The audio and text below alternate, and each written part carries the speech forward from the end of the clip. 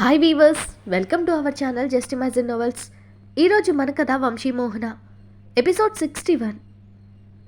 జనార్దన్ చెప్పిందంతా సుధాకర్ వింటూ, మీ వాడు మా రాకేష్ ఫ్రెండేగా, నాకెందుకు తెలీదు, మీ వాడి గురించి అన్నీ తెలుసు అని అదోలా నవ్విన అతను, ఈ విషయంలో నేను నీతో పర్సనల్గా మాట్లాడాలి జనార్దన్ అన్నాడు సుధాకర్. సుధాకర్ తనతో సుభాషిణి విషయం గురించి మాట్లాడాలని రమ్మంటున్నాడని ఈజీగా అర్థమై, ఆ విషయం తెలియని వాళ్ళు ఇక్కడెవరూ లేరు బావా, మా అమ్మతో సహా అందరికీ ఆ విషయం తెలుసు అన్నాడు జనార్దన్. నా తమ్ముడు కూతురితో సంబంధం ఓకే చేసుకున్న తర్వాత నిజం బయటపడితే ఎలా అని డౌట్గా అడిగాడు సుధాకర్. ఇక్కడ అందరూ గమనించాలి, జనార్దన్ తన చెల్లెలు సుభాషిణి అని మొదట్లో చెప్పలేదు, కానీ సుధాకర్తో స్నేహం పెరిగే కొద్దీ అన్ని విషయాలు షేర్ చేసుకున్నాడు జనార్దన్. అలా అతనికి సుభాషిణి అతని చెల్లి అని తెలిసింది. జయంతి నవ్వి, నువ్వు దిక్కుమాలిన దాని గురించి భయపడాల్సిన పని లేదు సుధాకర్, తన గురించి మాట్లాడడం కాదు కదా, ఎక్కడ దాని పేరు కూడా వినపడకుండా చేశాను, దానికంటూ ఎవరూ లేరు ప్రత్యేకంగా తలుచుకోవడానికి. మీరన్నట్టే ఒకవేళ మీ తమ్ముడికి సుభాషిణి విషయం తెలిసినా మాకు అతను తన భర్త అన్న విషయం తెలియదని, తనకు మాకు సంబంధాలు తెగిపోయాయి, తను ఏమైందో తెలియదని చెప్తాం. కాదు కూడదు నిజాలు తెలిసి నిలదీశారంటే తన కూతురు ఆల్రెడీ మా ఇంటి కోడలుగా ఉంటుంది కాబట్టి కూతురు కోసం చచ్చినట్టు మేము చెప్పింది విని మా చెప్పు చేతుల్లో ఉంటాడు. కూతుర్నిచ్చాక తగ్గక తప్పదు కదా, ఏమంటావు అన్నది కన్నింగ్ లేడీ జయంతి. ఆవిడ తెలివికి సుధాకర్ ఆశ్చర్యపోతూ మనసులో, వామ్మో ఈవిడ చాలా డేంజర్ లేడీలా ఉంది, ఆవిడ చెప్పింది కూడా నిజమేలే, అయినా వాళ్ళు పడుంటారు, మధ్యలో నాకెందుకులే తలనొప్పి అనుకుని పైకి, సరేనండి మా తమ్ముడితో నేను మాట్లాడతాను, మీ అబ్బాయి ఫోటో ఇవ్వండి, తన కూతురికి నచ్చితేనే ఈ పెళ్ళికి ఓకే అంటాడు, అంతే తప్ప మా వాడు కూతురుపై ప్రెషర్ చేసి ఒప్పించాలనుకోడు, వాడికి మనలాగా బ్రతకడం చేత కాదు, వాడు అదో టైప్, ఆదర్శ భావాలు కలిగిన వాడు, అందుకే మాతో కలవడం తక్కువ అని నిట్టూరుస్తూ చెప్పాడు సుధాకర్. సాగర్ గురించి సుధాకర్ అలా చెప్పగానే జయంతికి ఒక వ్యక్తి గుర్తొచ్చి టెన్షన్ కలిగింది, కానీ పైకి కనపడనీయలేదు ఆవిడ. జనార్దన్ సుధాకర్ చేతులు పట్టుకుని, బావా మీరేదో ఒకటి చేసి అమ్మాయిని మా ఇంటి కోడలు అయ్యేలా చేయాలి, అందుకోసం మీకు ఏం కావాలన్నా చేస్తాను అని ముందుగానే ఆఫర్ ఇచ్చాడు. ఎందుకంటే సుభాషిణిని చంపిన పాపం తందే కాబట్టి నిజం బయటపడేలోగా సాగర్ని ఆపాలంటే శుభ తన ఇంటి కోడలు కావాలి, అందుకే అంతగా అడిగాడు జనార్దన్. సుధాకర్కి ఫ్రెండ్ భయం అర్థమై, చెప్పాను కదా జనార్దన్, వాడిని ఒప్పించడం అంత సులభం కాదు, కానీ ట్రై చేస్తాను అన్నాడు సుధాకర్. ధీర్ ఫోన్ రాగానే మాట్లాడి అక్కడున్న వాళ్ళని చూస్తూ, నాకు అర్జెంట్ వర్క్ ఉంది వెళ్ళాలి, ఏదో విషయం తొందరగా తేల్చండి అంటూ అక్కడి నుంచి తన అసిస్టెంట్ హెల్ప్తో బయటకు వెళ్ళిపోయారు. ధీర్ ఫోటోని చేతిలో పట్టుకుని ఆలోచనలో పడ్డాడు సుధాకర్. ఒకవేళ నిజంగా సాగర్కి సుభాషిణి విషయంలో నిజాలు తెలిస్తే, అందులో ఇప్పటిదాకా తన తల్లిదండ్రులే దోషులుగా భావిస్తున్నాడు, వాళ్ళతో పాటు నేను కూడా ఇన్వాల్వ్ అయ్యానని తెలిస్తే సాగర్ నా అంతం చూసేదాకా వదలడు. రాజకీయాల్లో ఎంత తక్కువ మంది శత్రువులుంటే అంత మంచిది, పైగా సొంత తమ్ముడే అగేనెస్ట్గా ఉంటే ఇన్నేళ్ళ నా రాజకీయ జీవితం నిమిషాల్లో సమాధవుతుంది, అలా జరగడానికి వీల్లేదు. ఒకవేళ నేను డైరెక్ట్గా ఈ ఫోటో ఇచ్చి సంబంధం గురించి అడిగితే తన తమ్ముడు అతని కోసం ఎంక్వైరీలు చేస్తాడు, సాగర్కి అన్ని విధాలా ధీర్ కరెక్ట్ అనిపిస్తేనే తన కూతురు వరకు రాణిస్తాడు, అలాంటప్పుడు ఇలా వెళ్ళడం కరెక్ట్ కాదు అంటూ ఏదో ఐడియా తట్టడంతో వెంటనే జనార్దన్కి ఫోన్ చేశాడు సుధాకర్. వెళ్ళిపోవడానికి గేట్ దాకా వెళ్ళిన జనార్దన్, ఏంటి బావా ఇంత తొందరగా ఫోన్ చేశావు అనుకుని, ఫోన్ తీసి చెప్పు బావా అన్నాడు. జనార్దన్, నువ్వు ఒకసారి లోపలికి రా, నీతో ఓ ముఖ్యమైన పని ఉంది అని గంభీరంగా పిలిచాడు సుధాకర్. సరే బావా వస్తున్నా అని కార్ ఆపమని దిగిన జనార్దన్ జయంతిని చూసి, అమ్మా సుధాకర్ నాతో ఏదో మాట్లాడాలంటున్నాడు, మాట్లాడొస్తాను మీరెళ్ళండి అని చెప్పాడు. వాళ్ళు కూడా సరే అని వెళ్ళిపోవడంతో మళ్ళీ లోపలికి వెళ్ళాడు జనార్దన్. లోపలికొచ్చిన జనార్దన్ని కూర్చోమని అప్పటికే మందు సిట్టింగ్కి రెడీ చేసి గ్లాస్లో మందు పోసి అతనికి ఒకటి ఇచ్చి తాను ఒకటి తీసుకుని తాగుతూ, నీకు నీ తమ్ముడి కొడుకు గురించి తెలుసు కాబట్టి నా దగ్గర ఏ విషయం దాచకుండా మొత్తం చెప్పు అన్నాడు సుధాకర్. జనార్దన్ నవ్వుతూ, మీకిన్ని తెలివితేటలున్నాయి కాబట్టే కదా మినిస్టర్ పదవి లభించింది, మా ధీర్ నీ కొడుకు ఫ్రెండే కదా, నాకంటే బాగా వాడి గురించి మీ వాడే బాగా చెప్తాడు, అయినా అడిగారు కాబట్టి నాకు తెలిసింది చెప్తున్నాను.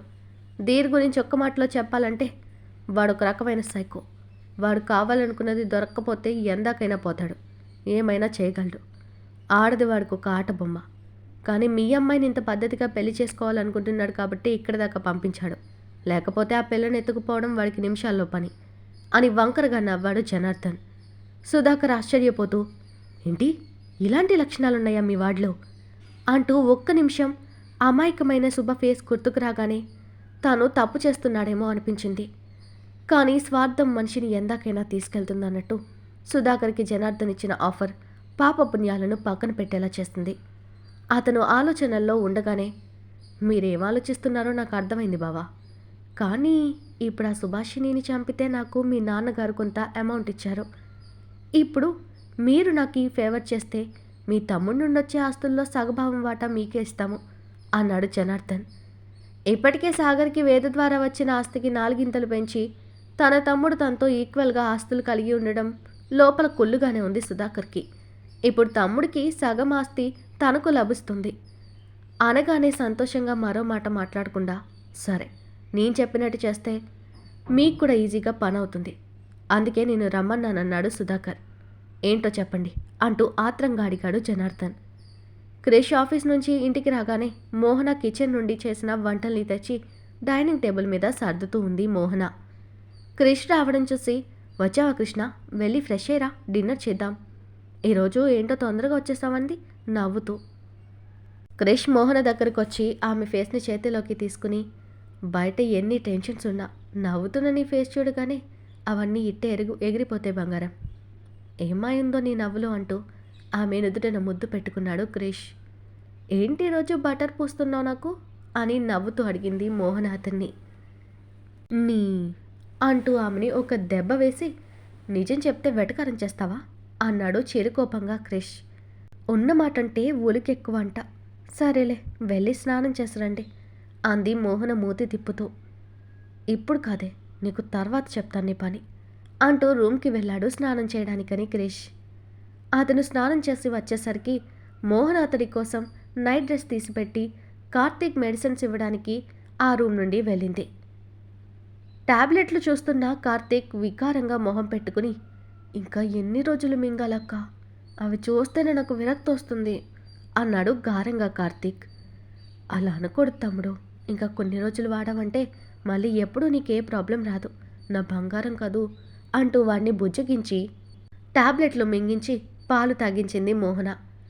ఇక పడుకో బంగారం అంటూ వాడి పెదాల కంటిన పాలని తన చీర కొంగుతో తుడిచి పడుకున్న కార్తీక్కి బెడ్షీట్ కప్పి లైట్ ఆఫ్ చేసి తన రూమ్కి వచ్చేసరికి క్రిష్ జుట్టు సెట్ చేసుకుంటూ మోహన్ని చూసి, కార్తీక్ తిన్నాడా అని అడిగాడు.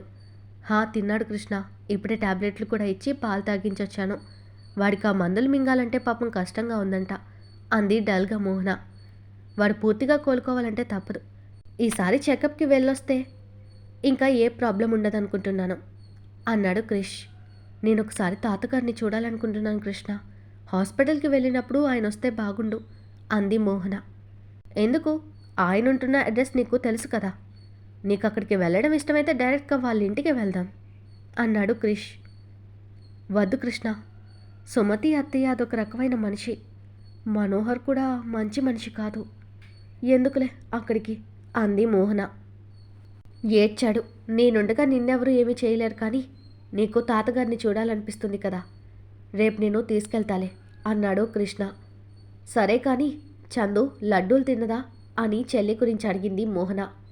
నీ చెల్లి నీ పేరు చెప్పిన తర్వాత తినకుండా ఉంటుందా, ఎంత ఇష్టంగా తిన్నాదో, నీ చేతి వంట అమృతం అన్నదంట, శరత్కి కూడా ఇచ్చింది అంటూ మోహనని దగ్గరకు లాక్కుని, అందరి గురించి ఆలోచిస్తావు, ఒక్క నా గురించి తప్ప, ఎందుకే నేనంటే నీకు అంత చిన్న చూపు అని కినుకుగా అడిగాడు క్రిష్. అదేంటి అలా అంటావు కృష్ణ, నీకు నేనేం తక్కువ చేశాను, టైంకి అన్నీ చేస్తున్నాను కదా, నీకు డ్రెస్ ఇవ్వడం మొదలు భోజనం పెట్టే వరకు అన్నీ చేస్తున్నాను, ఇంకేం చేయాలంట అంటూ పైకి అమాయకంగా అడిగిన లోపల నవ్వుకుంది ఆమె. క్రిష్ ఆమె వైపు అదోలా చూసి, నువ్వు నిజంగానే మొద్దువే, మొగుడిగా పనులు చేయడం గురించి చెప్తావే కానీ అసలు పని గురించి ఆలోచించావు, పెళ్లి చేసుకుంది నేను ఇలా బ్రహ్మచారిగా బ్రతకడానికా అని దెప్పుతూ అడిగాడు. మోహన మొహం పక్కకు తిప్పుకుని, నీకెప్పుడూ అదే యావ కదా, ముందు డిన్నర్ చేద్దావు పద అంటూ అతని చేతులు విడిపించుకుంది. ఇలా రోజు ఏదో ఒకటి చెప్పు, తప్పించుకుంటూ ఉంటావు కదా, ఏదో రోజు అవకాశం రాకపోదు, అప్పుడు చెప్తా నీ పని అని నవ్వుతూ క్రిష్ అడిగాడు. నువ్వు నన్నేమీ చేయలేవు కానీ రా అంటూ అతని చెయ్యి పట్టుకుని డిన్నర్కి తీసుకెళ్ళింది మోహన. నా ప్రేమ నీకు బాగా అలసైపోయింది అన్నాడు తన వెంట నడుస్తూ క్రిష్. అలా అని నేను ఎప్పుడైనా చెప్పానా? ఎప్పుడైనా ఎవరి ముందైనా తక్కువగా చూశానా కృష్ణ అని బాధగా అడిగింది మోహన క్రిష్ని. ఓయ్, నేనేదో కామెడీగా అన్నాను, దానికే ఫీల్ అయిపోకు, పద అంటూ డైనింగ్ టేబుల్ దగ్గరికి వెళ్ళి చైర్లో కూర్చున్న క్రిష్ మోహనుని కూడా తన పక్కనే కూర్చోపెట్టుకున్నాడు. ముద్దపప్పు ఆవకాయ వడ్డిస్తుంటే వాటిని చూసి, ఏంటే ఇవి, ఎప్పుడు ఈ ముద్దపప్పేనా? నాన్ వెజ్ లేకపోతే పోనీ కనీసం వేరే వెజ్ చేయొచ్చుగా అని నీరసంగా ఫేస్ పెట్టాడు క్రిష్. నువ్విష్టంగా తింటావు కదా అని చేస్తే అలా అంటావేంటి అని మూతి ముడిచింది మోహన. తన మూతి విరుపులు చూస్తూ నవ్వి, నువ్విలాంటి ముద్దపప్పు తిని తిని తిని చిన్నప్పటి నుంచి ఇలా తయారయ్యావేమో అని నా డౌట్. నేను కూడా నీలాగే అయిపోతే ఎలా? అందుకే ఇక మీదట ఇది ఎక్కువ చేయకు అంటూ ఆమెని టీజ్ చేశాడు క్రిష్. నేనేం మొద్దును కాదు, మా అగ్రహారంలో అడుగు, నేనెంత తెలివైందానో చెప్తారు అని మూతి తిప్పింది మోహన. ఎందులో? పుస్తకాలు తినేయడంలోనా నువ్వు తెలివైందానివి అని వెటకారంగా అడిగాడు క్రిష్. చదువు బాగా చదివితేనే కదా తెలివైన వాళ్ళు అంటారు. మరి దేంట్లో ఉండాలంట తెలివి? నీలాగా అమ్మాయిల్ని ఫ్లోట్ చేసి పడేయడానికి చూపిస్తావే దాన్ని తెలివంటారా అని తను కూడా అంతే వెటకారంగా దెప్పుతూ అడిగింది మోహన. నేను మానేసిన వాటి గురించి మళ్ళీ నన్ను దెప్పి పొడిచావంటే నిజంగా ఏ అమ్మాయినైనా డైరెక్ట్గా ఇంటికి తీసుకొచ్చేస్తాను నీకు పోటీగా అని బెదిరిస్తున్న క్రిష్ని కోపంగా చూస్తూ అతనికి తొడబాసం పెట్టేసింది మోహన. క్రిష్ గట్టిగా అరుస్తూ ఆమె చేతిని పక్కకు తోసి, రాక్షసి, ఎందుకు ఎలాగిచ్చావు అన్నాడు తాయిపై రుద్దుకుంటూ. గిల్లక ముద్దు పెట్టాలా? నా ముందే మరో అమ్మాయిని తీసుకొస్తానని నాకే చెప్తావా? ఈ మోహన అంటే ఏమీ తెలియని అమాయకురాలనుకున్నావేమో. నన్ను ఏమీ చేయలేదని అనుకుంటున్నావా? చీరేస్తాను నిన్ను దాన్ని కలిపి అని వార్నింగ్ ఇచ్చింది మోహన. ఓయ్, ఏదో మాట వరుసకన్నానే, నీ సంగతి తెలిసి కూడా నేను ఆ పని చేస్తానా?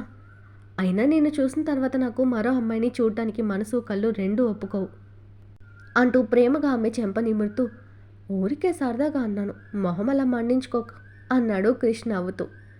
ఆ విషయం మాకు కూడా తెలుసులే. నువ్వు నా చెయ్యి పట్టుకున్న తర్వాత మరొకరి చెయ్యి పట్టుకుంటే నేను ఆ చెయ్యి విడిచేస్తానన్న భయం నీకుందిలే అని నవ్వుతున్న మోహనుని చూసి అతను గట్టిగా నవ్వుతూ, నాది భయం కాదే, నీ మీద నాకున్న ఇష్టం, ప్రేమ. మనం ప్రేమించిన మనిషి పక్కన పెట్టి మరో మనిషిని వెతుక్కున్నామంటే ఆ మనిషి మీద మనకున్నది నిజమైన ప్రేమ కాదని అర్థం. నేను నిన్ను మనస్ఫూర్తిగా ప్రేమిస్తున్నాను అన్నాడు క్రిష్. మోహన క్రిష్ వైపు ప్రేమగా చూస్తూ, నాకు ఆ విషయంలో ఎప్పుడూ డౌట్ లేదు కృష్ణ అంది. శరత్కి క్రిష్ ఇచ్చిన ఇన్ఫర్మేషన్ చందుతో చెప్తూ, మనం అక్కడికి వెళ్ళిన వేస్ట్ని నాకు ఎందుకు అనిపిస్తుంది చందు. పైగా అక్కడ బలదే ఉంటాడు, వాడు నన్ను చూసి గుర్తుపట్టగలడు. అప్పుడు వాడికి మనమే ఇన్ఫర్మేషన్ ఇచ్చిన వాళ్ళం అవుతాం అన్నాడు శరత్. చందు కాసేపు ఆలోచించి, అలా అయితే మీరొద్దు, నేనొక్కదాన్నే వెళ్తాను. వాడిని ఈరోజు ఎలాగైనా మట్టు పెట్టి తీరాలి అంది కసిగా. నిన్ను ఒంటరిగా పంపించి నేలెలా ఇక్కడ ప్రశాంతంగా ఉంటాను? అలా ఎలా అనుకుంటున్నావు? నువ్వు వెళ్ళాలంటే నేనేదో ఒక రకంగా మేనేజ్ చేసి నీతో పాటు వస్తాను తప్ప నిన్ను ఒంటరిగా పంపించను అన్నాడు శరత్. నాతో పాటు మీరు కూడా ఎందుకు? అనవసరంగా ప్రాబ్లమ్స్లో పడతారు. నేనెటూ అన్ని రకాలుగా చెడిపోయిన దాన్ని. ఇప్పుడు నా వల్ల మీరు కూడా మీ లైఫ్ని నాశనం చేసుకోవడం నాకు ఇష్టం లేదు అంది చందు. శరత్ కోపంగా చందు చేపట్టి తన వైపుకు లాక్కుని ఆమెనే సూటిగా చూస్తూ, ఇదే లాస్ట్ టైం చెప్తున్నా చందు, ఇంకొకసారి నిన్ను వేరు చేసి మాట్లాడితే చెంప పగలు కొడతాను. ఎవరే చెప్పింది నువ్వు చెడిపోయావని? చెడిపోవడం అంటే మనసులో మలినమైన ఆలోచనలు చేయడం, మనసంతా కుళ్ళు పెట్టుకోవడాన్ని చెడిపోవడం అంటారు. అంతేకాని శరీరం మీద ఎవడో నీ ఇష్టంతో పని లేకుండా చేస్తే దాన్ని చెడిపోవడం అనరు.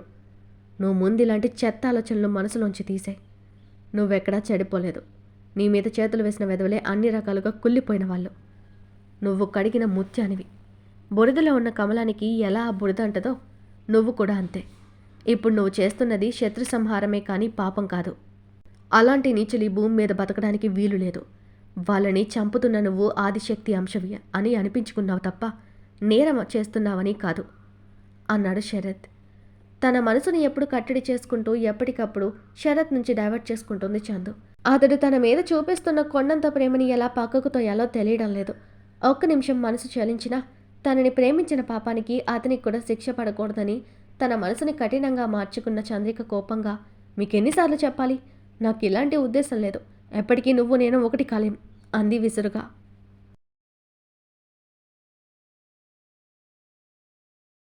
ఈరోజు మన కథ ఇక్కడితో కంప్లీట్ అయింది. ఈ స్టోరీ మీకు నచ్చినట్టయితే ప్లీజ్ స్టోరీని లైక్ చేసి కామెంట్ రూపంలో మీ అభిప్రాయాన్ని తెలియచేయండి. అలాగే ఛానల్ని సబ్స్క్రైబ్ చేసుకుని షేర్ చేసి మాకు సపోర్ట్ చేయండి.